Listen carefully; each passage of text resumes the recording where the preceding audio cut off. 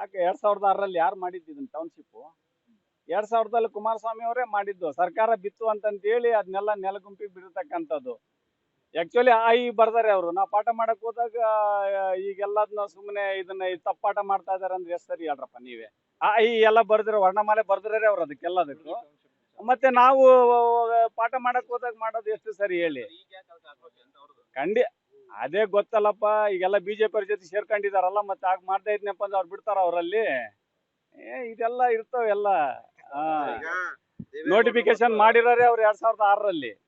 ಮತ್ತೆ ಮುಖ್ಯಮಂತ್ರಿಗಳಾಗಿದ್ದ ಅವರೇ ಮಾಡಿರ್ತಕ್ಕಂಥದ್ದು ಬಿಡಿದು ಎಲ್ಲ ಮಾಡಿ ಸರ್ಕಾರ ಬಿದ್ದೋಯ್ತು. ರಾಜ್ಯಪಾಲರದ ಇದು ಬಂತು, ಆಡಳಿತ ಬಂತು 2007ರಲ್ಲಿ. ಅದು ನೆಲಗುದಿಗೆ ಬಿದ್ದಿರ್ತಕ್ಕಂಥದ್ದು. 2006ರಲ್ಲಿ 2026ರಲ್ಲಿ ಅಂತಂದು ಹೇಳ್ತಿದ್ದಾರೆ ಕಡಕ್. ಈಗ ನಾನ್ ನಿಮಗೆ ಅದನ್ನೇ ಹೇಳ್ತಾ ಇರೋದು. ಇವಾಗ ಈಗ ನೋಡಿ, ನಾನು ಒಂದು ಹೇಳ್ತಕ್ಕಂಥದ್ದು, ಅದನ್ನ ವರ್ಣಮಾಲೆ ಯಾರು ಬರ್ದಿರೋದು ಫಸ್ಟ್? ಅವರೇ ತಾನೇ ಅದನ್ನೆಲ್ಲ ಸ್ಟಾರ್ಟ್ ಮಾಡಿರ್ತಕ್ಕಂಥದ್ದು. ಎಲ್ಲ ಕುಂತ್ಕೊಂತಾರೆ. ಮಾನ್ಯ ಮುಖ್ಯಮಂತ್ರಿಗಳು ಡಿ ಕೆ ಶಿವಕುಮಾರ್ ಸಾಹೇಬರು, ಸರ್ಕಾರ ಎಲ್ಲ ಕುಂತ್ಕೊಂಡು ರೈತರ ಜೊತೆ ಕುಂತ್ಕೊಂಡು ಏನು ಮುಂದಿನ ದಿನಗಳಲ್ಲಿ ಇಡೀ ಒಂದು ಭಾರತ ದೇಶದಲ್ಲಿನೇ ಇವತ್ತು ನಾವು ಏನು ITBT ನಲ್ಲಿ ಒಂದು ಹೆಸರನ್ನ ಮಾಡಿದ್ವಿ. ಮುಂದಿನ ದಿನದಲ್ಲಿ ಕೂಡ ಒಂದು ಅಭಿವೃದ್ಧಿ ಪರವಾಗಿ ನಮ್ಮ ಸರ್ಕಾರ ಯಾವ್ದು ಅಂತದ್ ಏನಿಲ್ಲಮ್ಮ.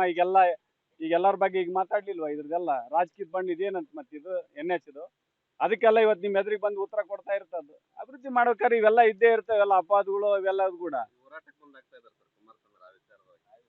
ಅದೇ ನೋಡ್ರಿ, ಹೋರಾಟ ಮಾಡ್ಲಿ, ನಾನು ಬೇಡ ಅಂತ ಹೇಳೋದಿಲ್ಲ. ಅದಕ್ಕೇನು ನಾವು ಕರೆಕ್ಟ್ ಆಗಿ ಜನರ ಪರವಾಗಿ ಮತ್ತು ಅಭಿವೃದ್ಧಿ ಪರವಾಗಿ ಏನ್ ಕೊಡ್ಬೇಕೋ ನಮ್ಮ ಸರ್ಕಾರ ಕೊಡುತ್ತೆ.